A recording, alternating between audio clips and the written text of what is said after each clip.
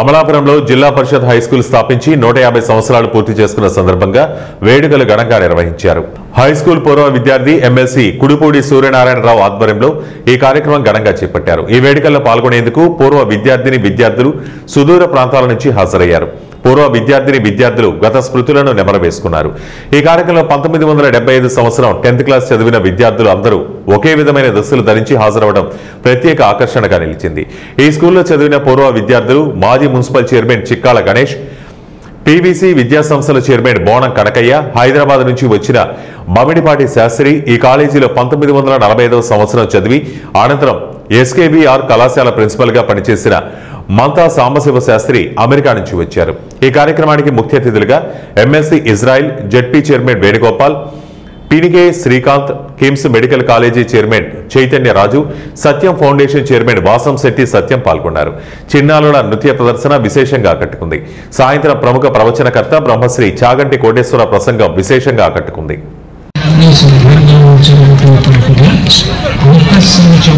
లోపల మనసు ఎప్పుడు నిష్కల్మషంగా శుభ్రంగా ఉండేటట్టు చూసుకోవడం ఒక ఇది బాహ్య సంవత్సరాలకి ఎనలేని ప్రాధాన్యత ఉంటుంది. మన దేశంలో ప్రతి సంవత్సరం వైద్యం మీద కొన్ని వేల కోట్ల రూపాయలు ఖర్చు అవుతుంది.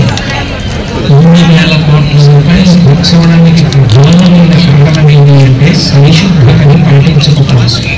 నేను గాంధీజీ జీవిత చరిత్ర చదివితే భారతీయులు మురికితో ఉంటారు, భారతీయులు శుభ్రంగా ఉండరు అని ఆయన దక్షిణాఫ్రికాలో ఉన్న రోజుల్లో అందరూ విమర్శ చేస్తుంటే ఆయన చాలా చిన్న పుచ్చుకుని భారతీయులందరినీ సమావేశపరిచి శుభ్రంగా ఉండవలసిన అవసరం గురించి ప్రబోధం చేస్తుండేవారు. అందుకే హై స్కూల్ స్థాపించుకుని ఆ హై స్కూల్ నుంచి ఆయన వాళ్ళ మనవాళ్ళు ఎక్కడ బెంగళూరులో చదువుతుంటే అందులో బెంగళూరులో ఉంటే ఆ ట్రైన్లో వెళ్తా సత్యార్ ఎక్స్ప్రెస్ ఇక్కడికి అక్కడ నుంచి బెంగళూరుకి సంథింగ్ ఒక ఎక్స్ప్రెస్.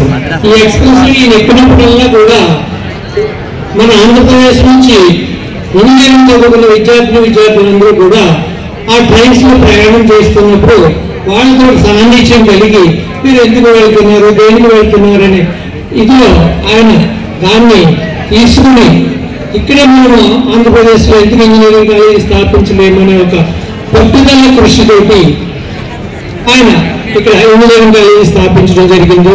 ఇంతవరకు నారాయణ నరసయ్య గారు అన్నమాట. ఆ 1942లో నేను చేరినప్పుడు జూన్లోనే ఎప్పుడో చేరాను.